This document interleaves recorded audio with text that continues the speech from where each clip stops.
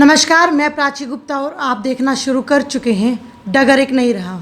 जैसा कि आप जानते हैं, डगर एक नहीं रहा आपको हर राह की, हर समय की, हर वक्त की हर खबर आप तक पहुंचाती है और ऐसी शख्सियतों से भी रूबरू कराती है जो पूरे हरियाणा की शान ही नहीं बल्कि पूरे भारत का गौरव होता है। और आज मेरे साथ एक ऐसी ही शख्सियत मौजूद है जिनसे भारत की हर बेटी को प्रेरणा मिलती है, जिन्होंने विश्व पटल पर राष्ट्रीय और अंतर्राष्ट्रीय स्तर पर न जाने कितने ही गोल्ड मेडल जीते हैं और न जाने कितनी ही धुरंधरों को हराया है।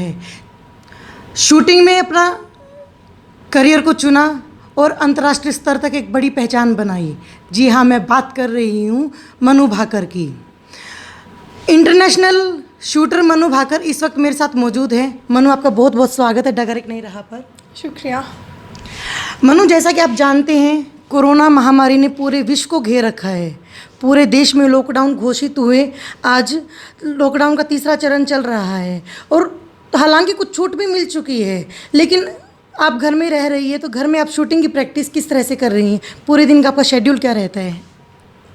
लॉकडाउन के बाद से कुछ चीज़ों में काफ़ी बदलाव आया है, बट जो साए है स्पोर्ट्स अथॉरिटी ऑफ इंडिया, उन्होंने काफ़ी मदद की है और मेरे पास अभी एक इलेक्ट्रॉनिक रेंज कुछ दिन पहले ही पहुंची है। इलेक्ट्रॉनिक लेन है, तो वो मैंने अभी सेटअप किया है उसका और अभी मैं उसी पे ट्रेनिंग कर रही हूँ।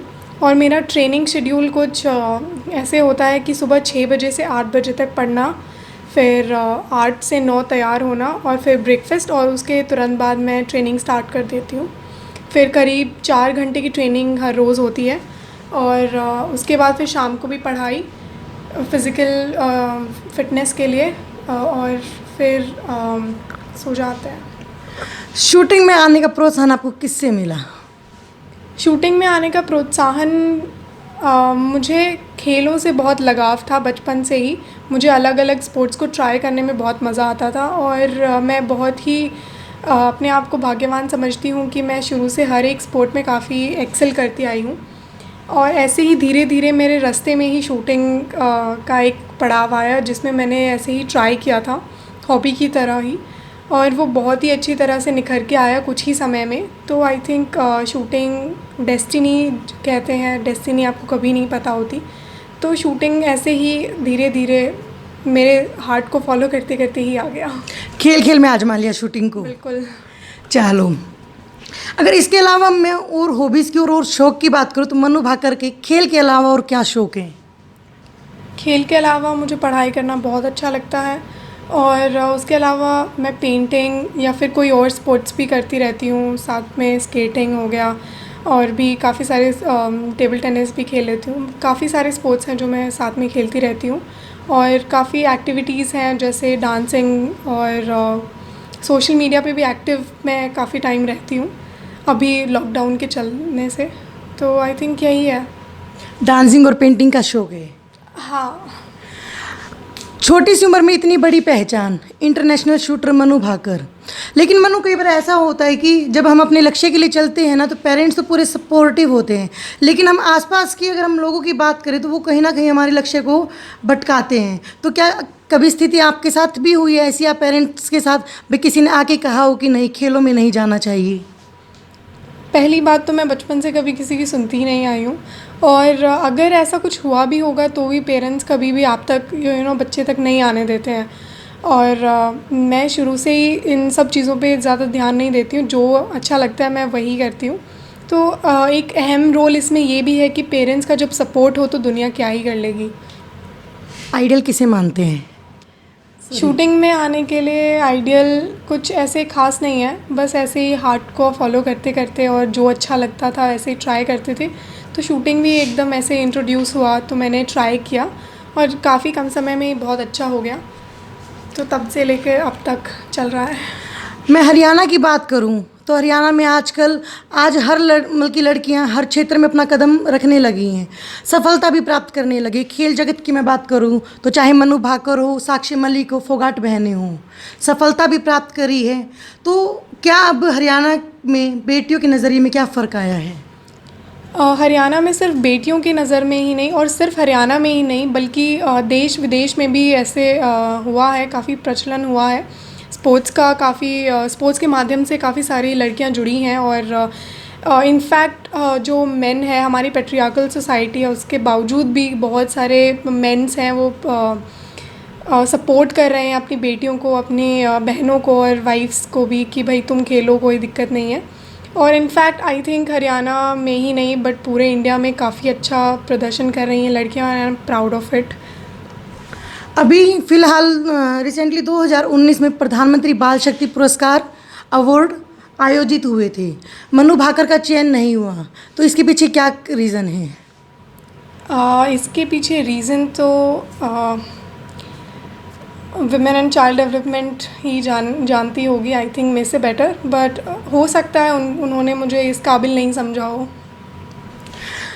आप पिछले 3 सालों से इतना अच्छा परफॉर्मेंस कर रही हैं शूटिंग में। अगर हम बात करें शूटिंग गेम की, तो मेरे ख्याल से मनु भाकर के नाम से ही इस गेम को जाना गया है हरियाणा में। 3 साल से इतना अच्छा परफॉर्मेंस, लेकिन फिर भी अर्जुन अवार्ड के लिए आपको रिकमेंड नहीं किया गया, क्यों? अभी उसके बारे में मैं कुछ ज़्यादा नहीं कह सकती हूँ, क्योंकि एक एथलीट का जो काम होता है वो अपने देश के लिए मेडल्स जीतना होता है। और अभी ऑलमोस्ट हर एक चैम्पियनशिप जो मैंने खेली है उसका सब मेडल्स हैं मेरे पास।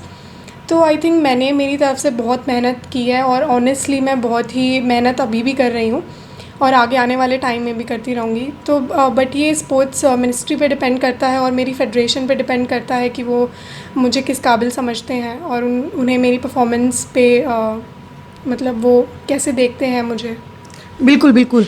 आप पढ़ भी रही हैं, BA ऑनर्स कर रही हैं, तो पढ़ाई में और खेल में आप तालमेल कैसे बिठाती हैं?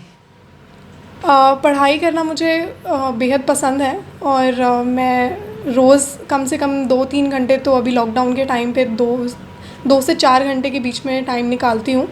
और मुझे पढ़ाई करना काफ़ी अच्छा लगता है। मैं नॉर्मली पॉलिटिक्स पढ़ रही हूँ, तो पॉलिटिक्स में हम अपने इंडिया के बारे में, कल्चर्स के बारे में सब कुछ पढ़ते हैं।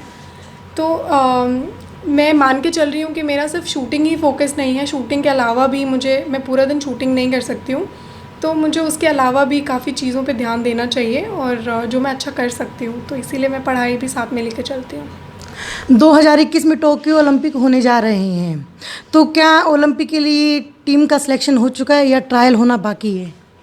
जहाँ तक न्यूज़ आई है, जहाँ तक हमें बताया गया है, तो फिर अभी कोई ट्रायल्स और नहीं होंगे और टीम का डिक्लेयर करने ही वाले हैं आई थिंक फेडरेशन। और अभी ट्रायल्स जितने भी बताए गए थे और जितने भी थे वो लास्ट हम दे चुके हैं, सब ट्रायल्स हो चुके हैं। तो आई थिंक अभी डिक्लेयर करने वाले होंगे एंड ओलंपिक्स की जो टीम है वो फाइनलाइज हो जाएगी। लॉकडाउन में घर पर रहकर तैयारी शूटिंग की हो जाती है?